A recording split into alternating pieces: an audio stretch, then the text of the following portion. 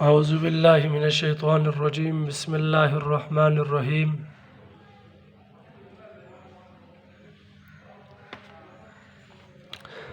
اللہم انی اسألک علما نافعا رب زدنی علما۔ عزیز طلباء، السلام علیکم ورحمۃ اللہ وبرکاتہ۔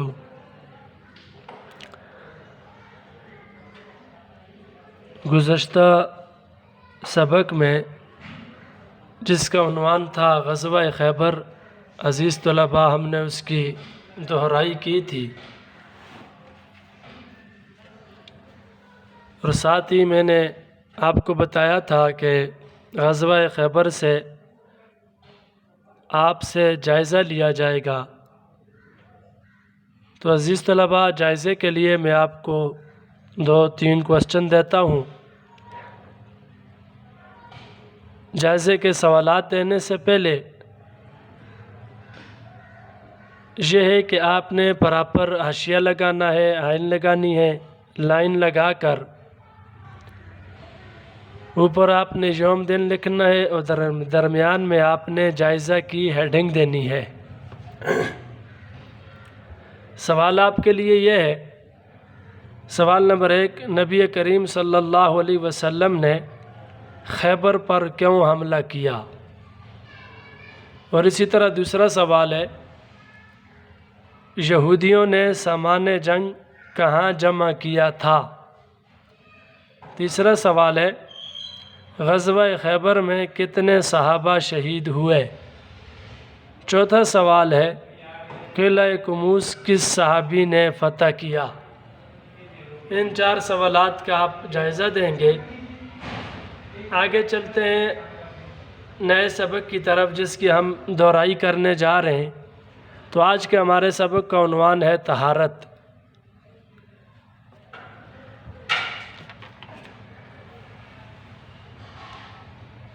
طہارت سبق کی ہم دہرائی کرنے جا رہے ہیں۔ تو عزیز طلباء، اس میں سب سے پہلے یہ ہے،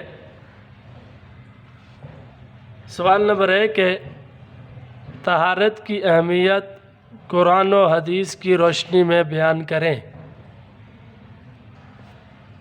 تو طہارت کی اہمیت قرآن اور حدیث کی روشنی میں، اسلام دین فطرت ہے جو انسانی زندگی کے تمام پہلوؤں کے بارے میں مکمل رہنمائی فراہم کرتا ہے۔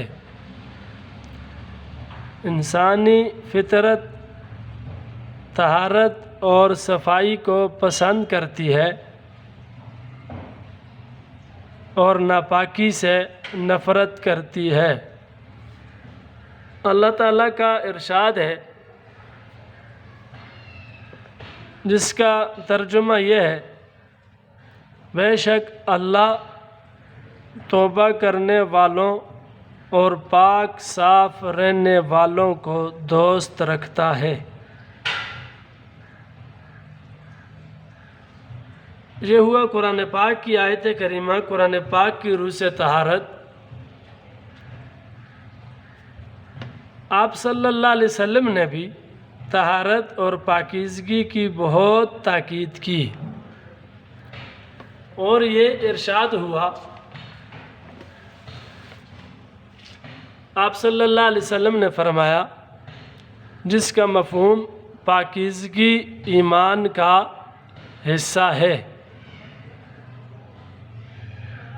اور دوسری حدیث مبارکہ میں آپ صلی اللہ علیہ وسلم نے فرمایا، صفائی نصف ایمان ہے۔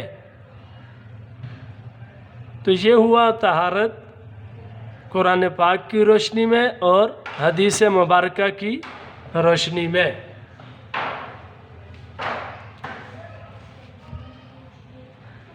دوسرا سوال ہے، طہارت کے متعلق حضور صلی اللہ علیہ وسلم کا طرز عمل کیا تھا؟ جواب،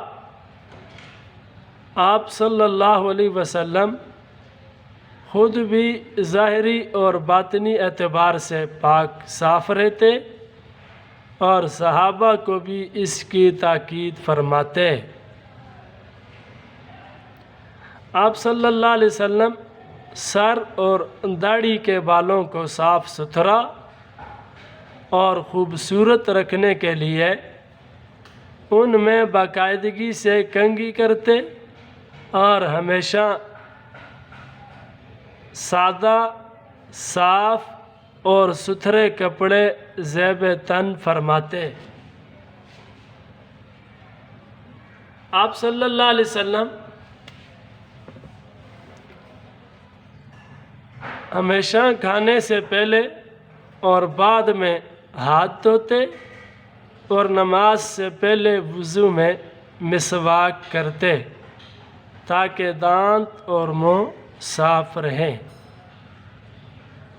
تو عزیز طلباء، آپ صلی اللہ علیہ وسلم کا طہارت میں طرز عمل کیسا؟ سب سے پہلی بات، آپ خود بھی ظاہری اور باطنی اعتبار سے پاک صاف رہتے اور صحابہ کو بھی اس کی تاکید فرماتے۔ سر اور داڑھی کے بالوں میں آپ صلی اللہ علیہ وسلم باقاعدگی سے کنگھی کرتے اور کھانے سے پہلے آپ صلی اللہ علیہ وسلم نے اور کھانے کے بعد ہاتھ دھونے کی تاکید کی اور وضو سے پہلے مسواک تاکہ دانت اور منہ صاف رہیں۔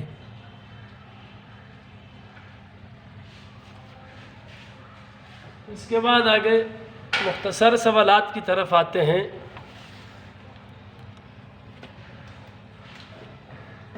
سوال نمبر 1، طہارت کی کتنی قسمیں ہیں؟ جواب، طہارت کی 2 قسمیں ہیں۔ نمبر 1 جسمانی طہارت اور نمبر 2 باطنی طہارت۔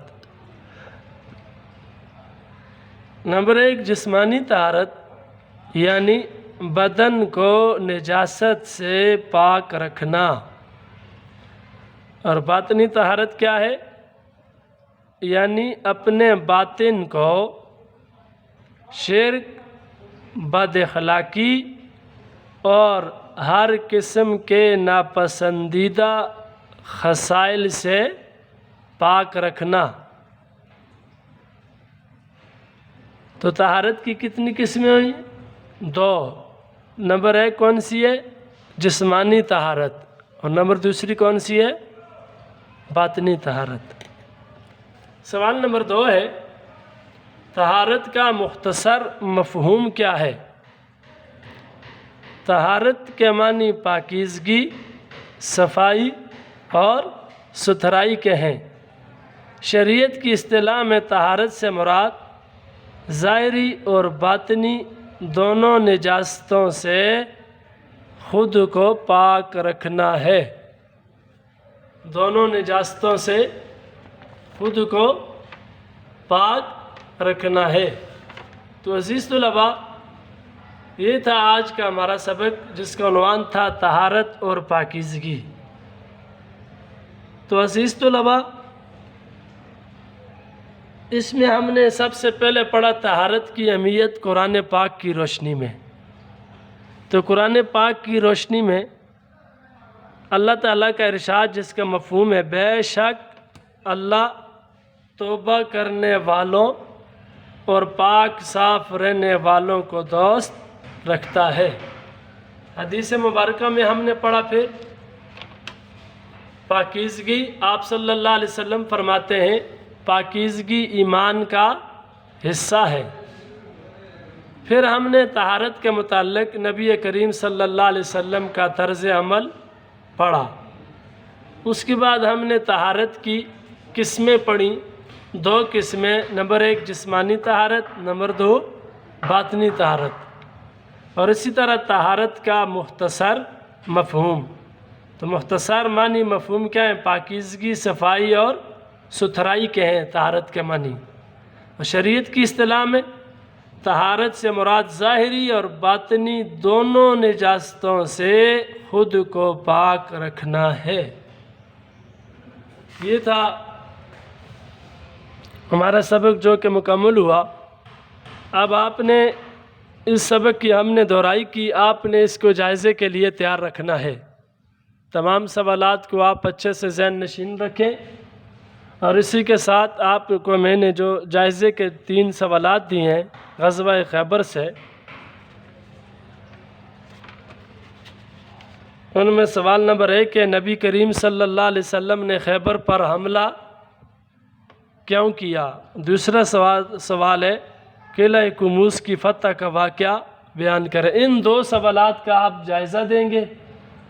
اچھے سے پہلے آپ نے ذہن نشین کرنا ہے دہرائی کر کے، پھر آپ نے ان کو لکھنا ہے، خوش خط اور خوبصورت کر کے آپ نے لکھنا ہے، پھر آپ ان کی پکچر بنا کے مجھے سینڈ کریں گے۔ والسلام، جزاک اللہ احسن الجزا۔